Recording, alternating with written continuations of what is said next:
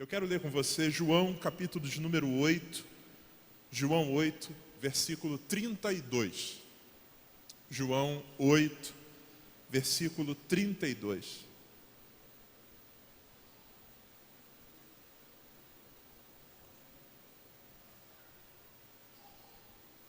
João 8, 32. É um texto bastante conhecido. A palavra do Senhor diz assim: E conhecereis a verdade, e a verdade vos libertará. Verso 33. Responderam-lhe: Somos descendência de Abraão e nunca servimos a ninguém. Como dizes tu, serei livres? Respondeu-lhe Jesus: Em verdade vos digo que todo aquele que comete pecado é servo do pecado. Amém, irmãos? Poderia sentar em nome de Jesus. A tônica dessa noite é liberdade. É isso que o Espírito está comunicando para nós hoje de maneira muito clara. Esse texto que a gente acabou de ler é uma palavra de Jesus, como eu disse, bastante conhecida. Jesus está falando a respeito das grandezas do reino de Deus. O capítulo 8, praticamente inteiro, ele fala sobre sua missão.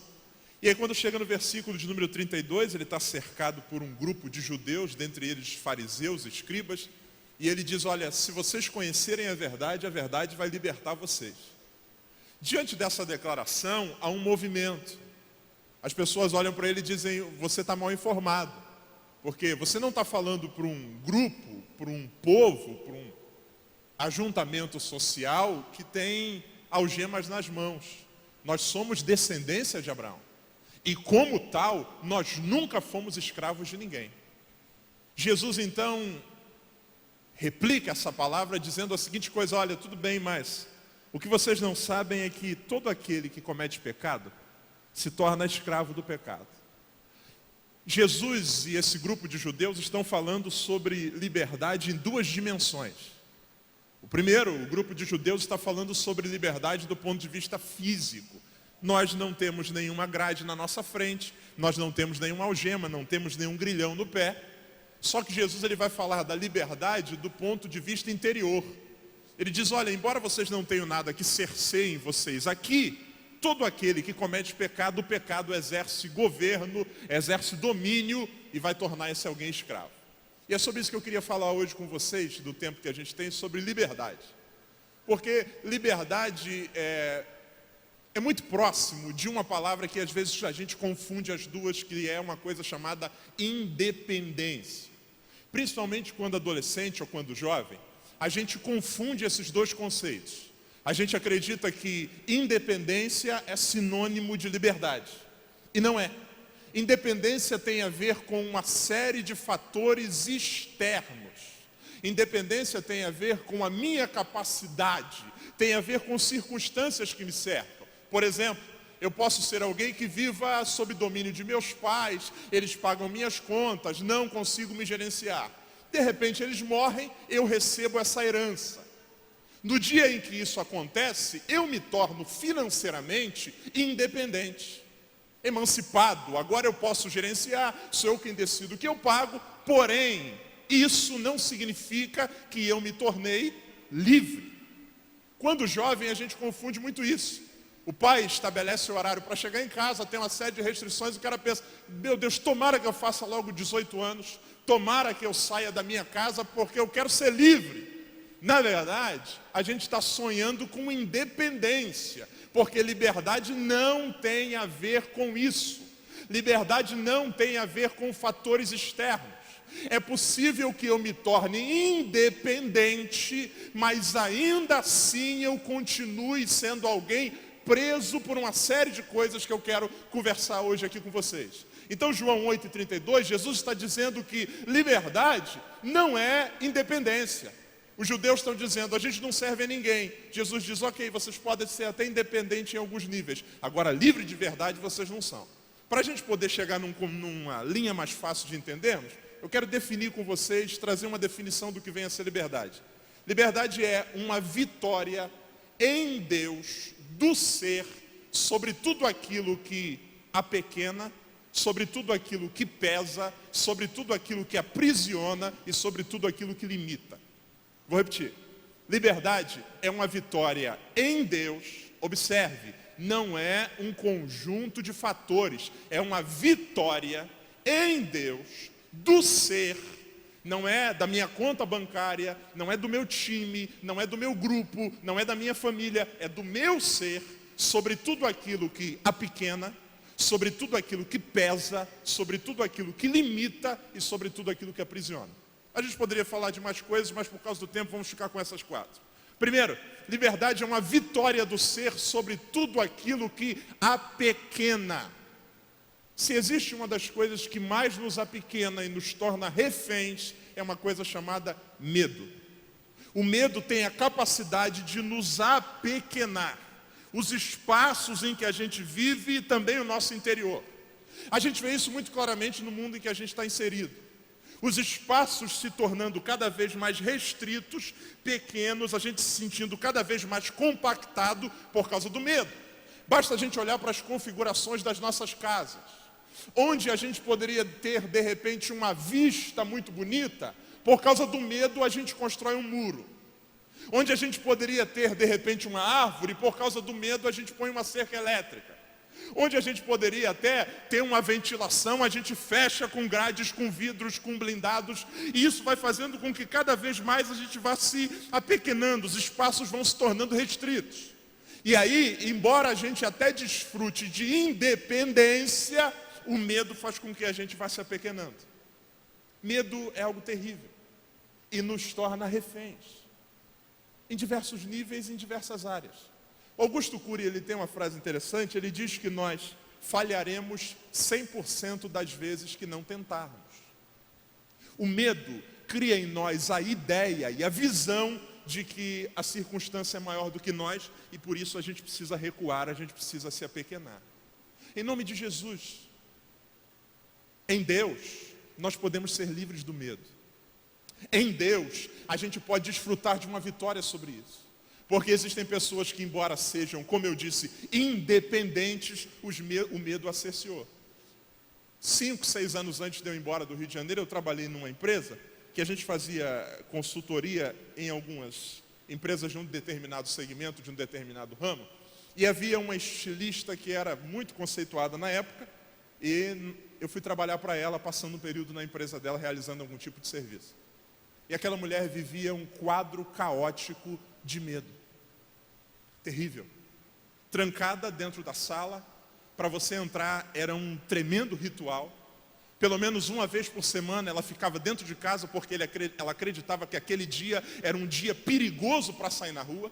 Ela acreditava que as estatísticas de violência eram maiores.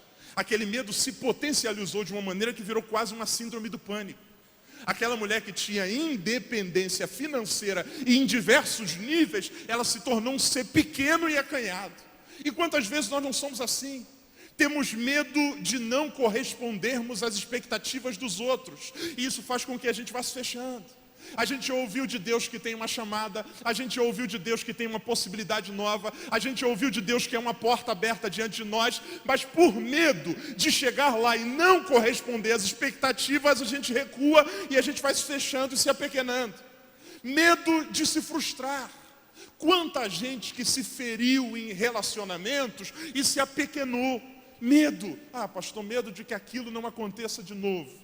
E eu volto a dizer a você aquilo que o escritor diz, nós falharemos 100% das vezes que não tentarmos. Em Deus nós podemos triunfar sobre o medo. Cristo nos garante isso. Então liberdade não é um conjunto de fatores. Não é eu me tornar independente financeiramente que vai me libertar. Muito pelo contrário.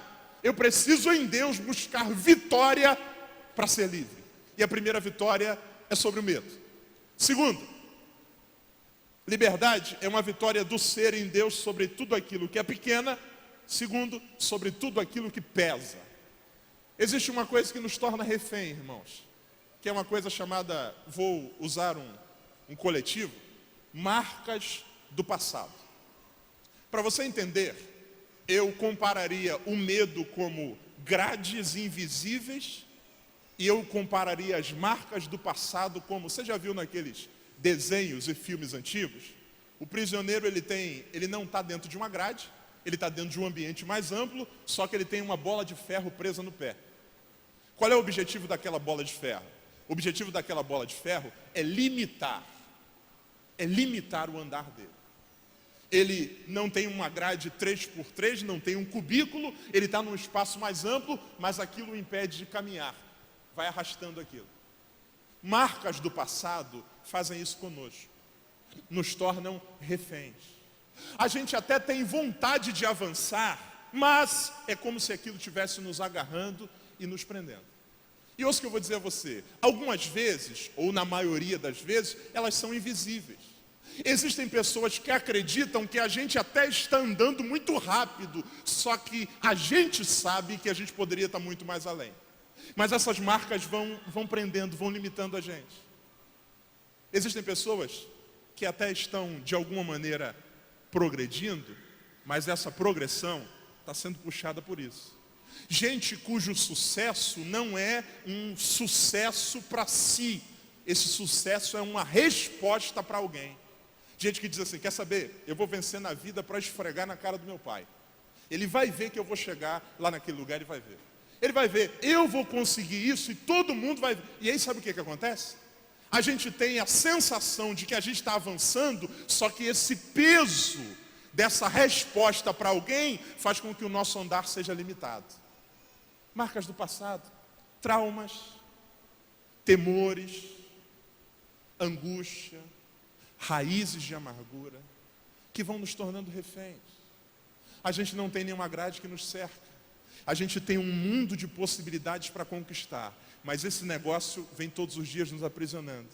Um escritor da literatura secular, o Guimarães Rosa, ele diz que quem odeia, quem guarda marcas do passado, leva o inimigo todos os dias para a sua cama. Ele está dizendo que quando a gente não se liberta disso, é como um disco arranhado. A gente deita todos os dias, é como se a gente estivesse revivendo aquele cenário de novo no nosso interior. Isso vai nos limitando. A gente até consegue dar um passo, só que a primeira lembrança daquilo, a gente trava outra vez. Em nome de Jesus, a gente pode, em Deus, ser livre disso.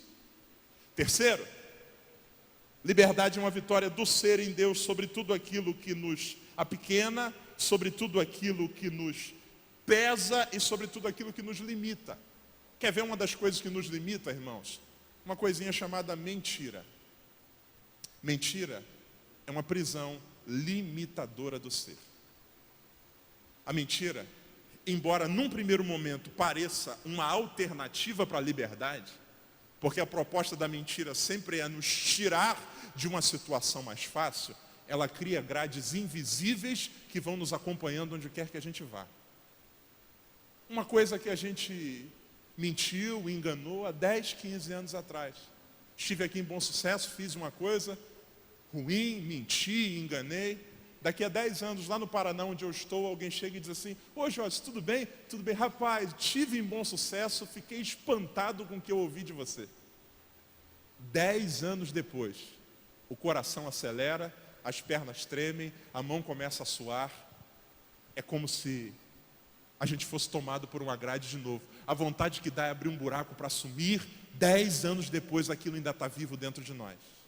E aí você diz, mas o que foi? Não, rapaz, eu soube que você era vascaíno.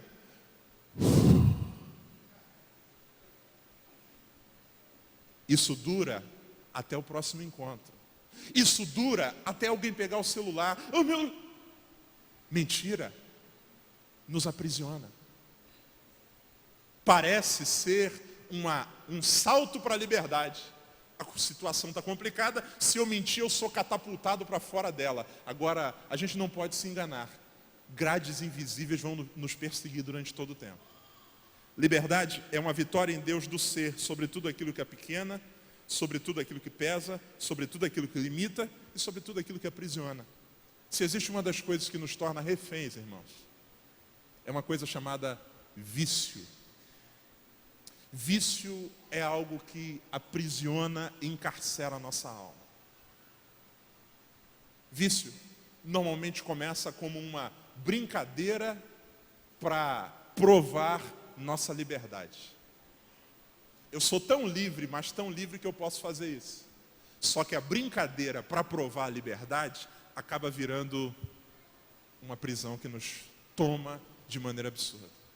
Alguém diz, não, mas você não é livre? Faz. Aí você faz. Para provar que você é livre. Só que aquilo te joga dentro de uma prisão que a gente quase não sabe mais como sair. Vícios encarceram. Vícios aprisionam. Porque a gente até consegue caminhar um determinado ponto. Mas chega um momento, chega um instante, uma semana sem, 2 semanas sem, 3 dias sem. Mas quando aquilo vem, parece que nos arrebenta e nos joga dentro de uma prisão tudo de novo. Parece que tudo aquilo que a gente conquistou cai por terra e a gente não consegue mais se ver sem aquilo. Liberdade é uma vitória em Deus. E a gente pode alcançá-la. E como é que a gente faz isso? Primeiro, como vencer o medo.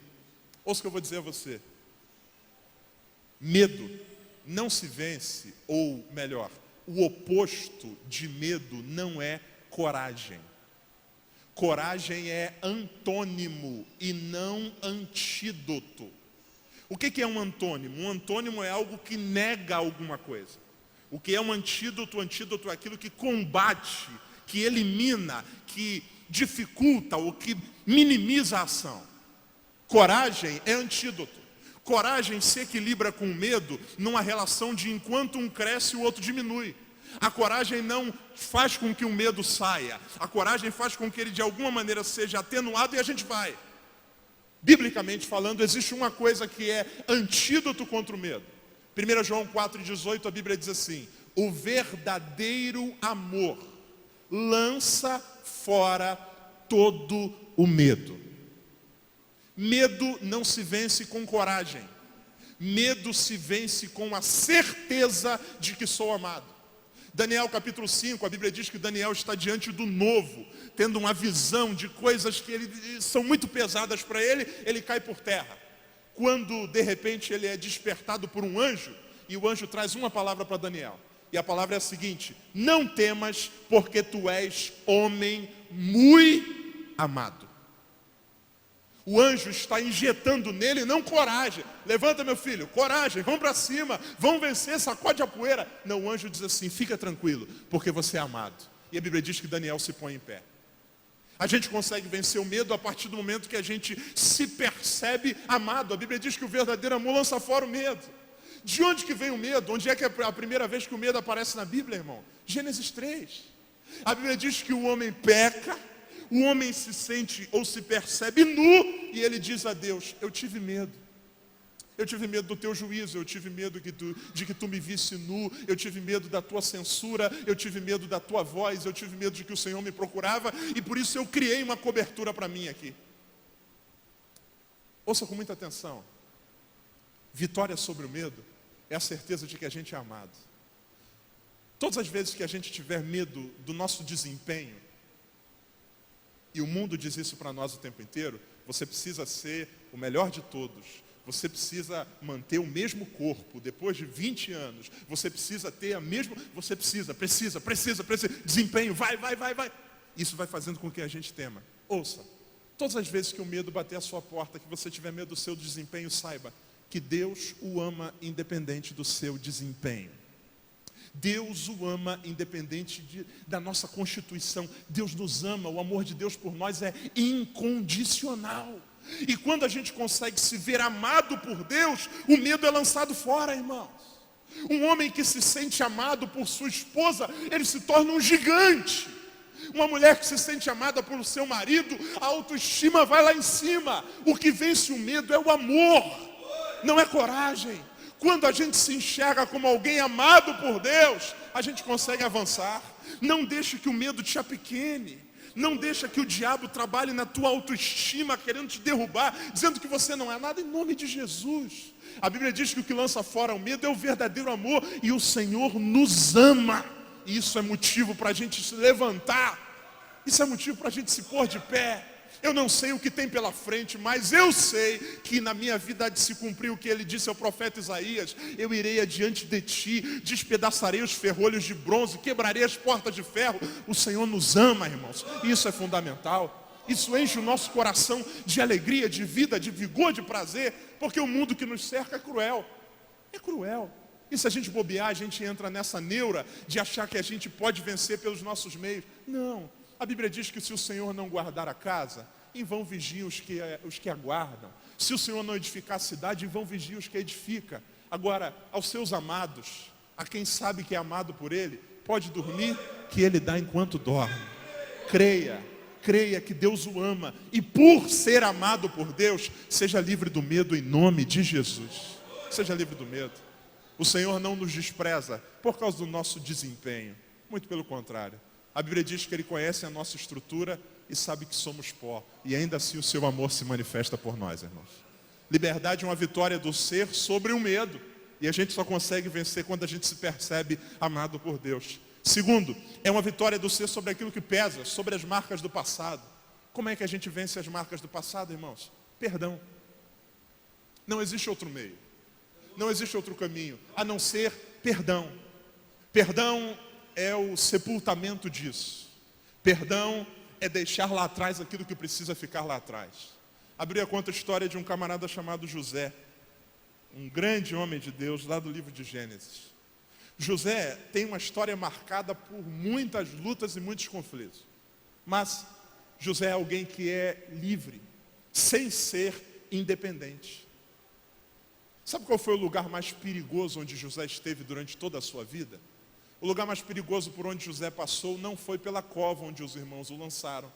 O lugar mais perigoso por onde José esteve não foi na caravana de ismaelitas. O lugar mais perigoso não foi no mercado egípcio, não foi na casa de Potifar, não foi na prisão.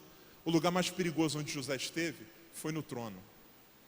Porque em todos esses lugares, José, ele é coadjuvante. Ele é massa de manobra, ele é conduzido por alguém, ele é levado por alguém, ele é escravo, ora ele é prisioneiro. Agora no trono, a Bíblia diz que nem Faraó sabia o que se passava. No trono, José tem o teste de você é realmente livre. Ele tem na mão o governo do mundo. Ele tem na mão a possibilidade de dar aos irmãos uma morte lenta e sem muito juízo. Porque se ele simplesmente se recusa a vender, os irmãos morreriam e isso não poderia ser imputado a ele como um homicídio doloso. Não, eu não fiz nada, eu só não vendi. Acabou. Ah, mas os caras morreram. Não fui eu. Eu que não mandei guardar trigo em casa. Deveriam ser mais espertos, deveriam ter feito uma poupança. Eu poupei. Os irmãos aparecem no Egito e se põem diante dele. Os irmãos estão tremendo de medo quando ele diz assim: eu sou José. A cabeça dos caras viajam. Eles lembram de tudo o que fizeram e talvez fazem uma leitura de tudo que José pode fazer. José diz: eu sou José, vosso irmão, a quem vocês mandaram para cá. Só tem uma coisa: não foi vocês que me mandaram, foi Deus. Ele pega os irmãos, abraça, beija, traz para morar com ele próximo na região do Egito e dá para eles uma nova possibilidade. Aquele é o momento em que José mostra que não é apenas independente, ele é livre. Liberdade é uma vitória do ser, irmão. Porque algumas vezes a gente acredita que guardar rancor, guardar mágoa ou não perdoar é um exercício de liberdade. Não, a razão é minha. Eu não abro mão dela. Em nome de Jesus, libere perdão. Seja livre em nome de Jesus. Esvazie o teu coração, senão você pode passar o resto da vida sendo alguém completamente independente, mas prisioneiro disso. Para que você quer o teu sucesso? Para que você quer o diploma da faculdade? Você quer o diploma da faculdade porque é o que você sempre sonhou? Ou isso é uma resposta para alguém? Se for uma resposta para alguém, se for alguma coisa para provar alguma coisa para alguém, meu irmão, você é alguém prisioneiro disso. Em nome de Jesus, caminhe debaixo da bênção do Senhor, libere perdão, caminhe livre, seja livre em nome de Jesus, porque isso é uma bola de ferro que vai limitando o teu andar. Liberdade é uma vitória do ser sobre o medo, é uma vitória do ser sobre as marcas do passado. Liberdade é uma vitória em Deus do nosso ser sobre a mentira. Só existe uma coisa que vence mentira, irmãos. Número 1, mentira não se vence com o tempo. Não, pastor, tempo, não. Mentira não se vence com o tempo. Mentira não se vence com uma outra mentira. Pelo contrário, mentira se vence com verdade. Verdade. E ouça o que eu vou dizer a você, e por favor guarde isso. Deus está mais perto da pior verdade do que da melhor mentira. Vou repetir para você entender. Deus está mais perto da pior verdade do que da melhor mentira. O que é a pior verdade? É aquela verdade que a gente acredita que se disser o mundo vai cair. Pastor, se eu contar a verdade, o senhor não faz ideia do que pode acontecer. Irmão, eu não sei o que pode acontecer fora, mas eu sei o que vai acontecer dentro. Liberdade. Alívio. Possibilidade de respirar. Deus está mais perto da pior verdade do que da melhor mentira.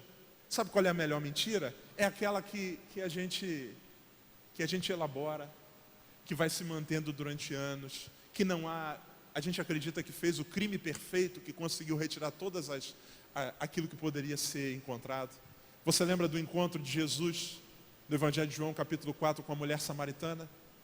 A mulher samaritana é uma farsa. A mulher samaritana é a melhor mentira. Vai num horário especial, diferente de todo mundo, tem um cântaro na mão, tem um discurso formatado. Jesus diz, porque me dê de beber. Ela diz, como pode tu, sendo judeu e homem, pedir a mim que sou samaritana? Ela tem um discurso, ela tem uma religião, ela tem dúvidas a respeito do contexto religioso. Só que Jesus vai na veia. Jesus diz assim, vamos tratar do problema? Vai chamar o teu marido. Aquela mulher, ela fala a verdade para Jesus. Ela diz assim, eu não tenho marido. Jesus diz, olha, parabéns, agora a verdade apareceu. E essa verdade não é legal, ela é muito complicada. Você já teve 5, mas o que você tem agora não é seu. Na cabeça de muita gente, a revelação dessa verdade faria Jesus afastar-se. Por favor, sai de perto de mim, porque se alguém tira uma foto, isso vai para o Facebook, isso vai detonar o meu ministério. Sabe o que Jesus faz? Diante da verdade pesada, Jesus se aproxima e ele revela para aquela mulher coisas que não revelou a ninguém. Deus está mais perto da pior verdade do que da melhor mentira. Estamos falando sobre consertar o altar. E a gente só vai consertá-lo de fato se a verdade for um elemento usado para isso. Caso contrário, irmãos, é colocar como o livro do Êxodo diz, ou melhor, de Deuteronômio, ele diz que o altar deveria ser feito não com pedras lavradas. São aquelas pedras que a gente melhora, que a gente adapta, que a gente dá a nossa marca. O autor diz que o altar deveria ser feito com pedras toscas, do jeito que é, da maneira que é, sem nenhuma adaptação, sem nada para poder melhorar, a verdade nua e crua, que faz com que Deus se aproxime, o fogo de Deus venha e a misericórdia do Senhor se manifeste sobre nós. Liberdade é uma vitória do ser sobre o medo, é uma vitória do ser sobre aquilo que é pequeno a gente, que é o medo, é uma vitória do ser sobre aquilo que nos pesa, que são as marcas do passado, é uma vitória do ser sobre aquilo que nos limita, que é a mentira, e é uma vitória do ser sobre aquilo que aprisiona, que é o vício. Irmãos, como é que se vence vício? Vício em Deus se vence buscando ajuda. Em 2 níveis. Ajuda de cima e ajuda de pessoas que estão próximas.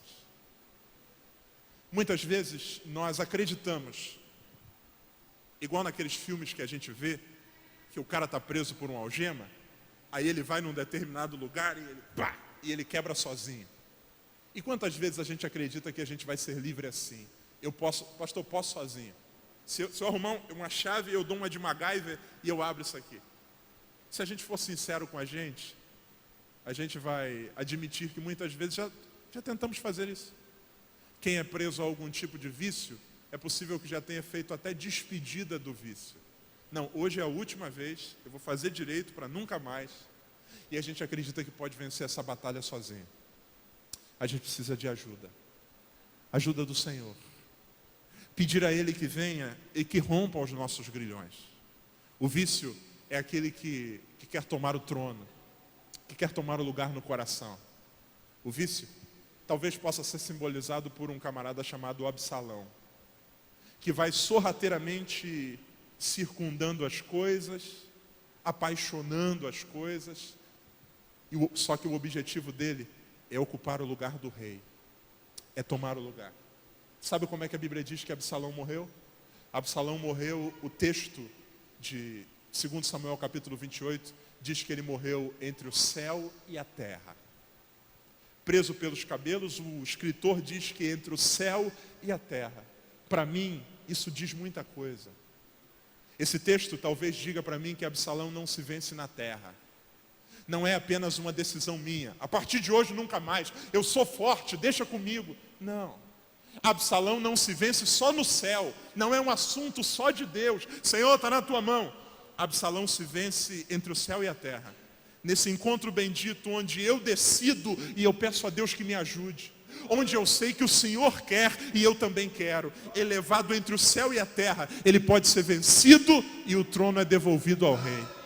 Em nome de Jesus. Talvez você esteja batalhando, mas você está batalhando sozinho. Como se isso fosse um presente que você quer dar para Deus. Irmão, em nome de Jesus, presente para Deus é igual presente do Dia dos Pais. A gente compra com o dinheiro dele. A gente não consegue sozinho. É Ele quem patrocina. É Ele quem ajuda. É Ele quem dá força. Não tente sozinho, peça ajuda. Clame ao Senhor, diga: Deus, eu quero, mas eu preciso da tua mão, porque sozinho eu não consigo. Que a tua verdade me envolva. Porque a Bíblia diz que se o Filho nos libertar, aí é para valer. Aí não é apenas independência. Verdadeiramente nós seremos livres. O mundo está cheio de países, e talvez dentre eles esteja o nosso, que se tornaram independentes, mas ainda são presos a tantas coisas. Em nome de Jesus, independência não é o que eu preciso. Eu preciso ser livre. Eu preciso ser livre. Porque se em Deus eu for livre, a minha vida caminha tranquila. Não importa onde estou, não importa em que circunstâncias vivo. É como um camarada chamado Paulo, que diz lá em 2 Coríntios: eu sei ter abundância, eu sei ter falta, eu já estive preso, eu já estive liberto, eu já estive em prisões, já estive em cadeia, já estive em naufrágio. Só tem uma coisa: em todas essas coisas, eu sou mais do que vencedor. Eu sou livre, eu sou livre.